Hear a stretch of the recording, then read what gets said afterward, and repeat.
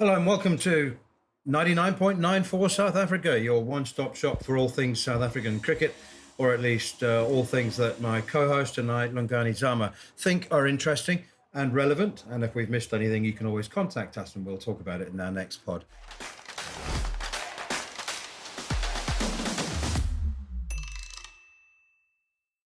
Two pressing issues, obviously, this week. The first is the whereabouts and health of my partner, who's in mid-Africa somewhere, filming a series of documentaries. He was in Nigeria yesterday, could be in Gabon or wherever it is today. We'll get on to that in just a moment. But Lungani, nice to see you. I can see that you're alive and well. Let's talk first of all about yesterday's announcement of the South African T20 World Cup squad. Any surprises in there? There were a couple of talking points, obviously, but anything that caught your attention? Hi, Neil. Firstly, I'm well. I'm healthy.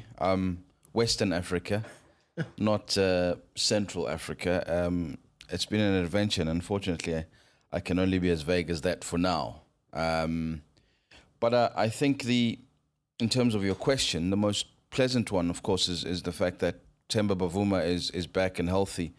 He's actually been in Namibia for the last week, playing in a T20 tournament that comprises the Namibian Eagles and the Qalandars of Pakistan, of all people.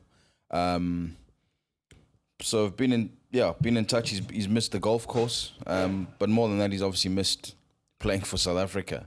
And I think it's important to have your captain, especially on the back of what was a difficult World Cup campaign last year. More difficult off the field than it was on it. And I think they probably even held off as long as possible to check his health and see how he went on in Namibia, just to make sure that he's back. And the fact that he is back, is massive for the team. And I think more than just the team, it's also massive for South African cricket and what they hope to build on in terms of, the last year or so. They've had different leaders in different places. But when you look at that squad, I mean, Quinton de Kock is back in the helm. It feels like every time he moves away from Test cricket, he's properly out of international cricket. So it's good to have him back.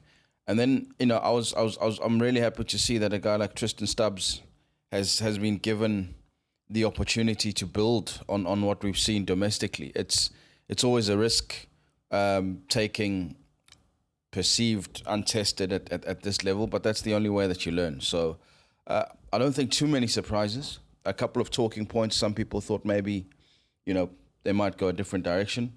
Riley Rousseau is obviously box office, and he's shown around the world what he can do, and on those pitches in Australia, you hope that he finds his best touch, because if he does, he can take matches away from any opposition.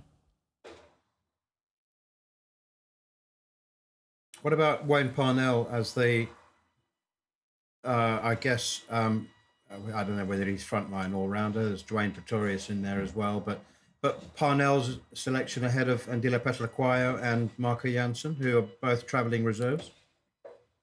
Yeah, look, I think that's probably the only bone of contention. I think Marco Jansen has again suffered the same fate that he did in the Old Trafford Test match of being the youngster who has a bit of time on his hands. So they thought, let's try this one last trick with Parnell, which must be hugely frustrating for a guy like Marco Jansen. I can understand Andile Petlakwayo has not put up the runs that are required for an all-rounder. So as much as he's got a great skill set in terms of slower balls and mixing up his options, you need runs.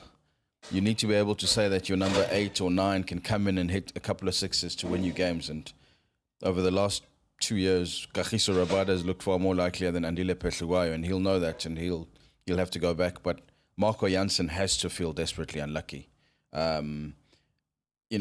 Parnell has gone and underwhelmed at international tournaments for years. It's a bit of a contradiction of terms to say you're building for the future and you're trusting talent and you're embracing, this new bravado, and when it comes to selection, you go back and play safe almost. And it's not even that safe, because it's not as if Wayne Parnell has set the world on fire. Marco Jansen would have been a safer bet, actually, if you think about it logically. So that's probably the one who's going to be the most disappointed about the announcement yesterday. Just before we move on from the captaincy issue, Temba Bavuma, I just want to, I feel like it's important to make the point that it's not the kind of elephant in the room. You know, it's not the sort of sensitive subject that everybody looks at their feet when discussing and doesn't want to acknowledge, because Bavuma himself said a couple of weeks ago, you need to keep up with the pace of the game. I know that my game needs to develop. I have been developing it. He has added a number of scoring options to his repertoire. You know, it's not that sort of sensitive topic that we shouldn't be talking about. And it was a surprise, actually, that when the selection convener, Victor Mpitsang, at the announcement of the squad, was asked whether he could envisage a situation in which Bavuma didn't make the starting 11, he seemed completely nonplussed, and it was a question that he hadn't even addressed. Whereas Bavuma has, he himself has said, if I'm not worth my place in the 11, then you know I'm not afraid to not select myself, much as Owen Morgan said in the closing days of his captaincy of England. So you know it's a subject that's out there in the open at Bavuma's behest.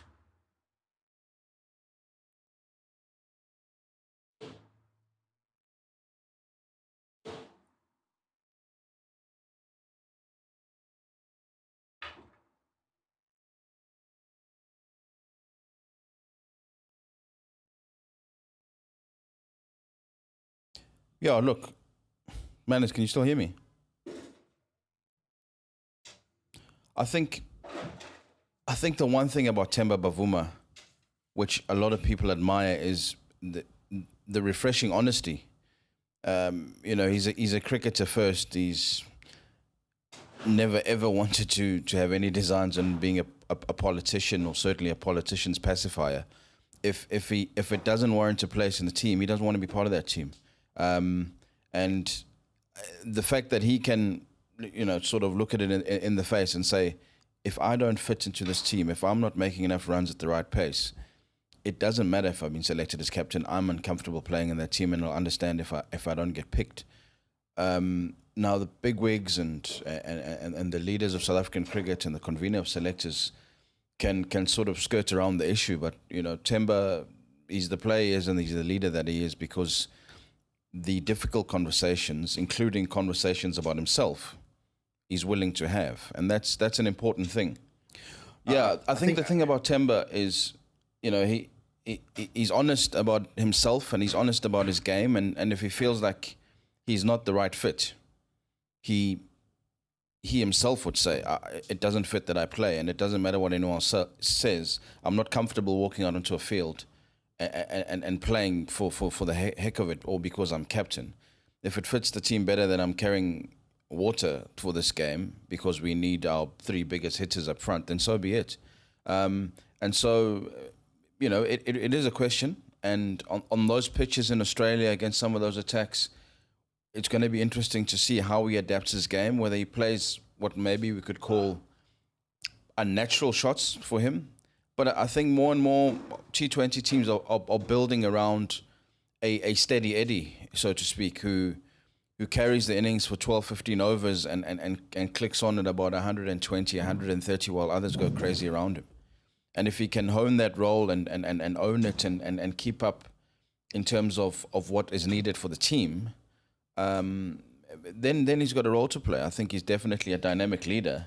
He's got a role to play.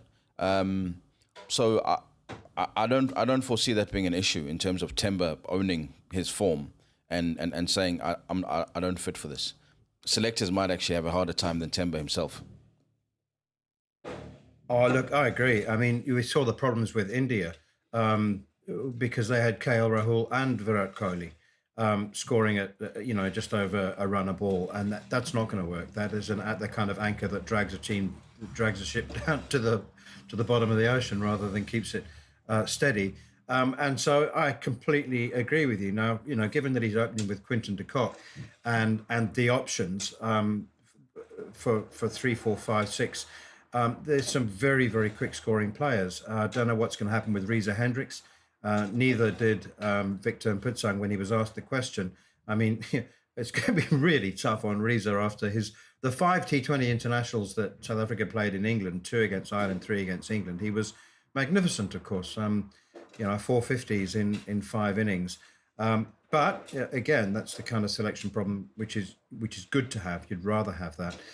So I can completely agree that if one of your openers can score at a strike rate of 130, and you've got the right balance of batters to come behind that opener, then I really do think that it can work. And it'll be interesting as well, Lungani, to see whether South Africa consider that little injection of pace at the top in terms of batting with Dwayne Pretorius. I think those couple of innings that he played in India back in March in that T20 series pretty much secured his place. And you want flexibility, don't you? I mean, as much as players talk about they want stability and role definition, I still think that there's a place for flexibility. Yeah, look, I think Dwayne did do it well in the subcontinent, but they're different conditions. And the one thing about Australia is that it sort of encourages the Riley Rousseaus, it encourages the Quinton de Kocks, and actually, Reza Hendricks, Temba Bavuma, whoever you go with, the more natural stroke players, the cricketer's cricketer, the one who plays, down the ground and on the up. If you're playing to in conditions that play to those strengths, especially when you're so bottlenecked up at the top order and you've got to try and cram in your best options, I don't think there's going to be space for that experiment. It's going to be even more so for somebody who's been left out to then see Dwayne Pretorius coming in at the top of the order. If you're losing out to a frontline batsman in the circumstances, you kind of go, okay, well, no one plays a better flick over square leg than Quinton de Kock. I get it. No cover driver is prettier than Reza Hendricks. I get it. But if you're losing out to a bit of an experiment still, however successful it was at a World Cup, it hurts a bit more, I think. Okay, we've got less than ideal working conditions because I'm in South London, and they're not just renovating the flat next door to me; they're rebuilding it. So apologies for the noise from here. And you have a less than ideal connection from West Africa. So let's just finish off on a look at the Test match, and it's a huge game, obviously, particularly for South Africa. The team hasn't been confirmed, Zams, but I'm hearing on reasonably good authority that Aidan Markram will be left out, and that there'll be a new order comprising Ryan Rickleton, and Kaya Zondo will get his first proper Test cap to go with his COVID replacement cap that he got in Gqeberha last season. So two changes in the middle order, and Marco Jansen will come back for Simon Harmer. So a restoration of the 4-man pace quartet and a new middle order. Your thoughts? I will start by saying that there was exceptional use of the word Gqeberha and the associated click manners. I think any South African in South London would be thrilled to hear it flowing so lovingly and so closelingly from your lips. You've been practicing. I've been clearly practicing. In my absence. And then, look, I think we spoke about Aidan Markram. It's the right decision. It's the right cricket decision. He's out of form. Sometimes you got to protect a player from himself and his ambitions, and let him start again. It's a pity they can't release him and tell him to go and play some club cricket somewhere, or just rediscover the love of making runs and bat on ball again, because it's been a struggle, and you can see he's trying to hit his way out and stroke his way out and fight his way out the only way he knows how, and it's not working. And he's up against a very skilled attack in England. So it's good to refresh, and it's good for Kaya Zondo as well. He's made runs, he's done the hard yards, he's done everything that's been asked of him on this tour. So, he has a test cap and a test that really matters against a really strong England team in a part of the world that's going to let you know that you're in a test match. This is what you've craved for, and this is what you played for. Show us what you got. And obviously Marco Jansen will be chomping at the bit to get back into the test arena and test himself against the likes of Ben Stokes. I think, this is probably the team they could have gone with in Manchester and probably got a far better result.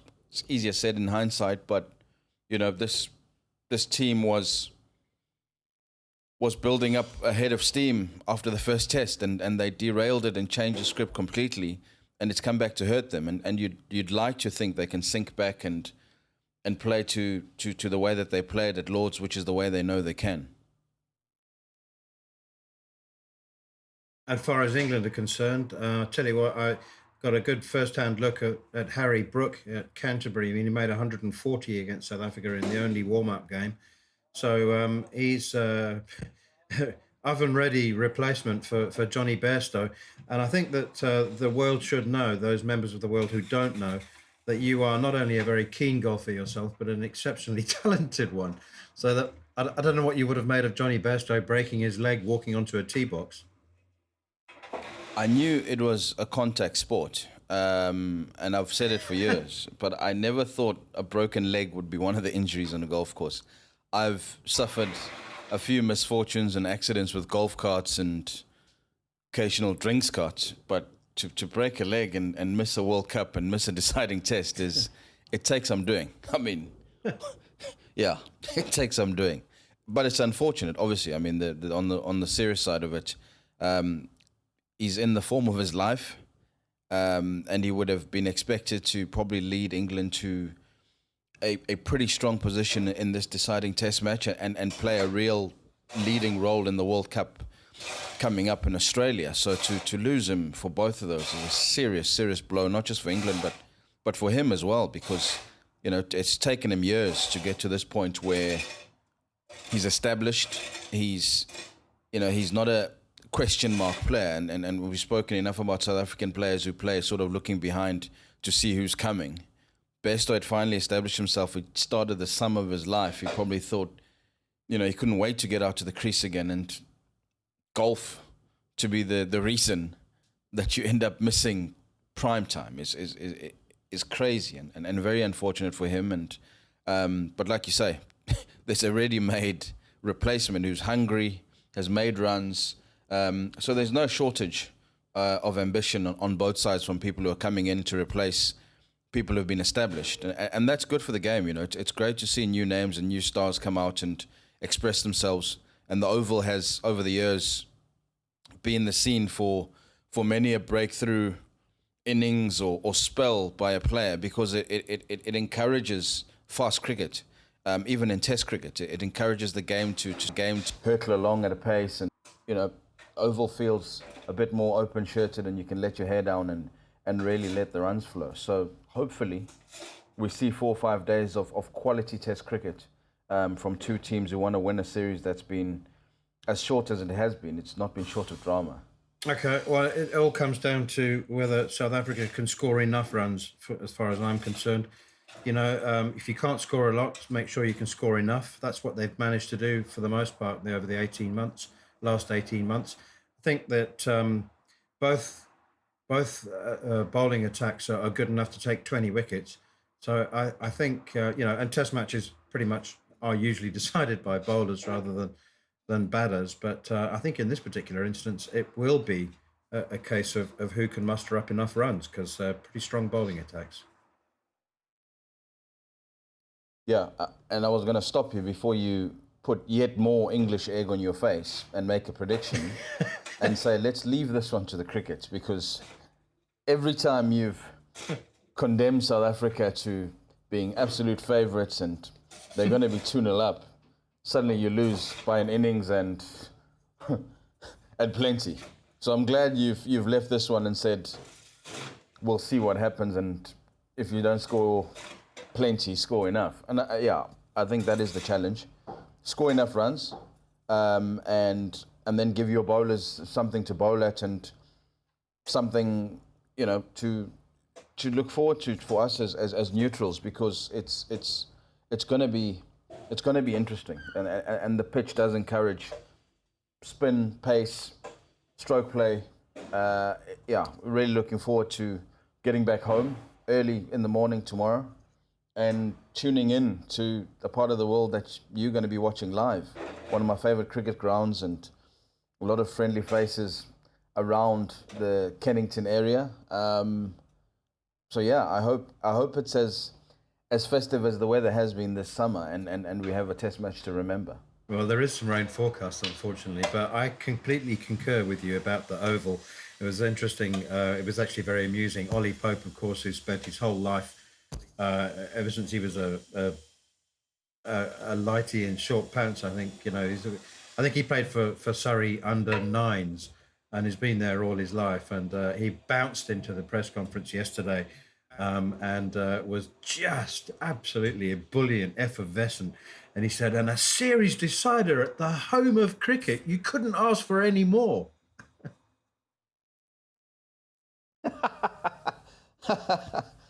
It is. It is the other home. It's the more fun home, maybe. The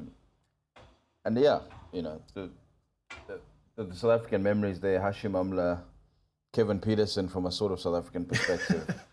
You hope someone puts their hand up and scores a wonderful, wonderful 100 to win it for either team. It's just great to see full crowds again, to see wonderful cricket again, and South Africa and England is always special, and it's been sad to miss this one.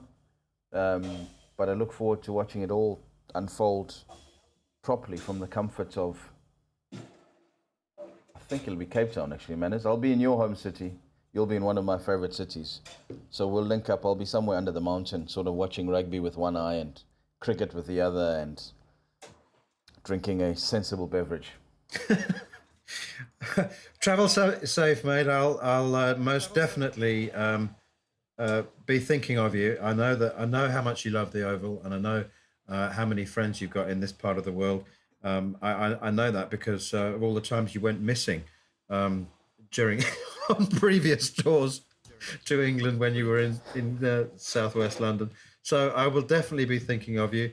Travel safe, and we'll talk again on 99.94 South Africa at the conclusion of the Test match. So you're not going to go with a prediction then? If it's any consolation, I've got England as slight favourites. It's not any consolation at all. I don't do Neil Manners things and make ill-considered commitments to Mother Cricket and her fluctuating whims. So I just hope that we see a quality 100 again, and some excellent bowling from two fine attacks. Okay, fantastic. And the time that I did go missing, for your information, was helping Andile Petluwayo. So, but that's another story for another day. Beyond the Test match, maybe. Okay, I'll hold you to that, and I'll censor it, and then I'll decide whether we can discuss it on 99.94. Safe travels. Cheers, Manners. Chat soon.